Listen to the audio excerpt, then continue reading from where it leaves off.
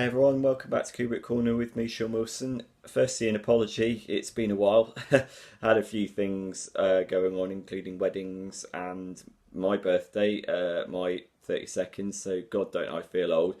And actually, thinking about getting older and thinking about the passage of time, that's quite appropriate in terms of the movie that I'm now going to review, which is Avengers Endgame.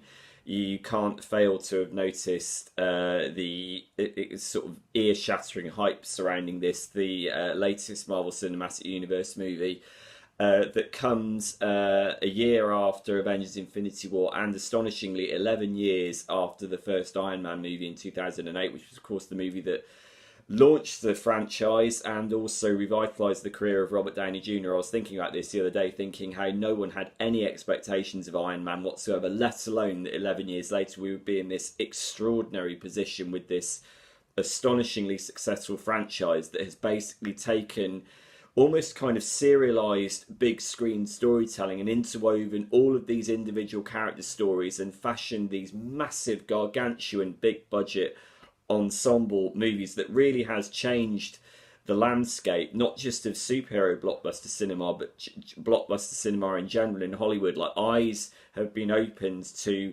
the success of movie templates such as this, but arguably no studio has accomplished it as well as Marvel have.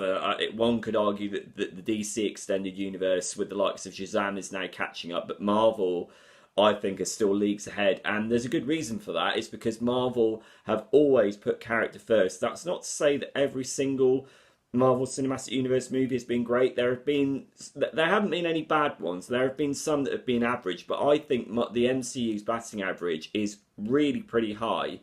And of course, when you've got a movie like Avengers Endgame, it's got 11 years worth of really rich, interesting franchise heritage behind it.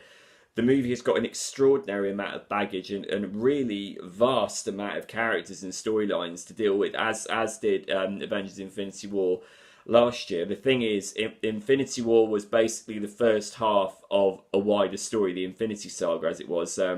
So directed by the Russos, who now take over again on Endgame. That film was about staring death in the face and about doom and destruction, about how Thanos, Josh Brolin's character, the Mad Titan as he's known, retrieved all 6 Infinity Stones and basically obliterated 50% of all life in the universe. And the movie was intentionally designed to leave you on this kind of unfulfilled cliffhanger ending, wondering where on earth would Endgame go from there.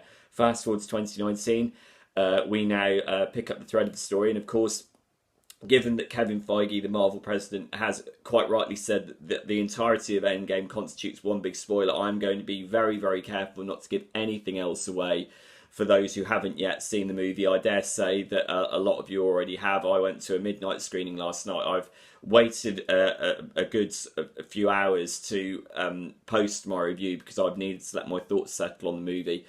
And it's a very, very positive reaction. I thought Endgame was a really, really superb movie, and I think it's superb because, to go back to my point I made just a moment ago, it prioritises character, and I think that this movie is a culmination of 11 years worth of character building. You can sort of shelve the slightly forgettable, predictable, running at each other, punching each other in the face fight scenes, of which there are plenty in this movie.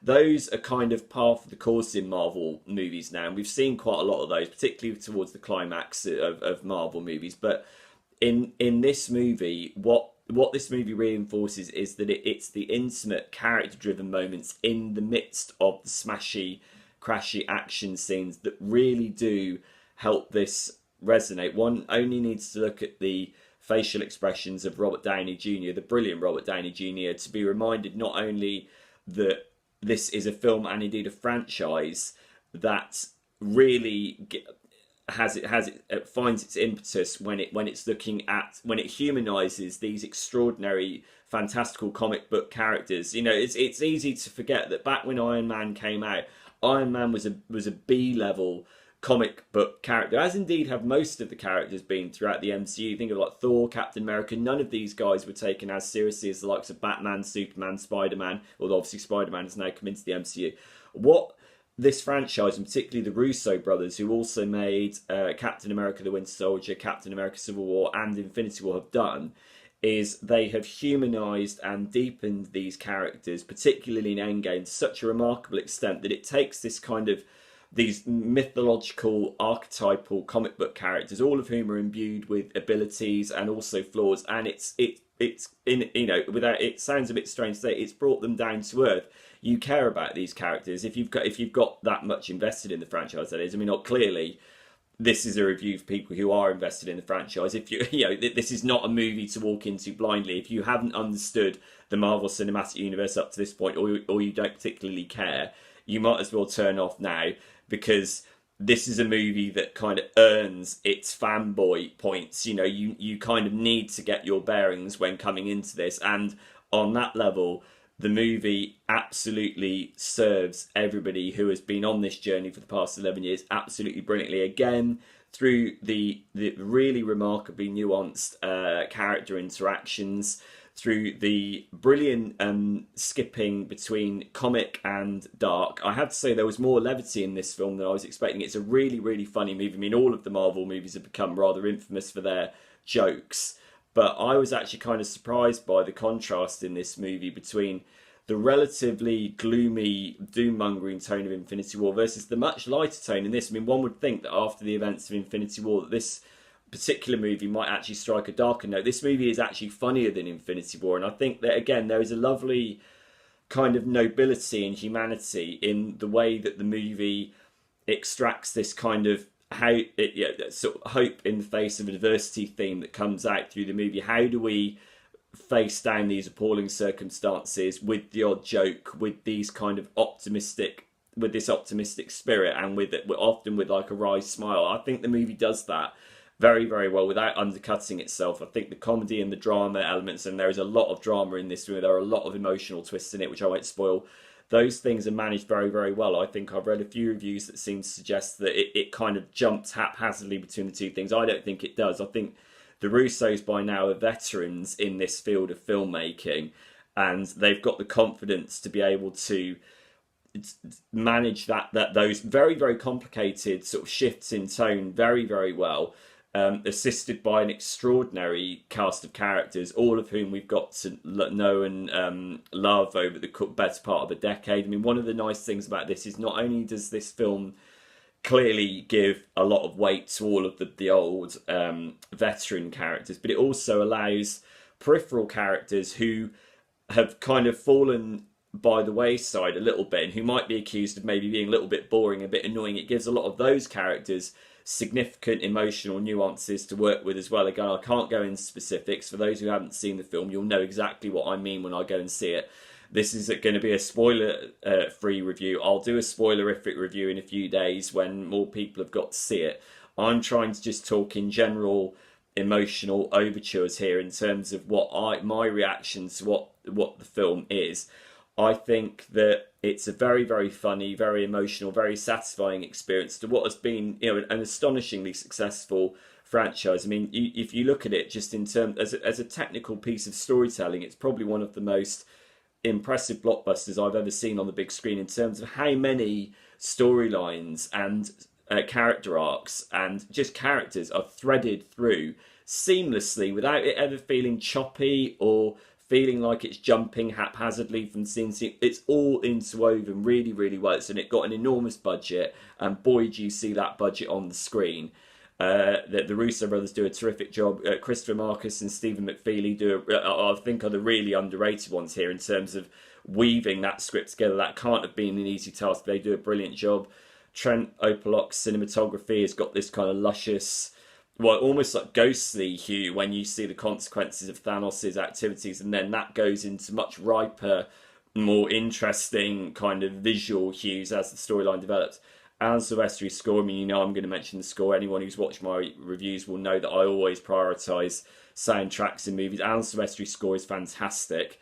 A big improvement over the Infinity War score. I counted at least 10 themes interwoven into the score of this movie, both pre-existing character themes from other Marvel movies and also his original Avengers theme, and also new themes as well. Again, I can't go into too many specifics without spoiling it.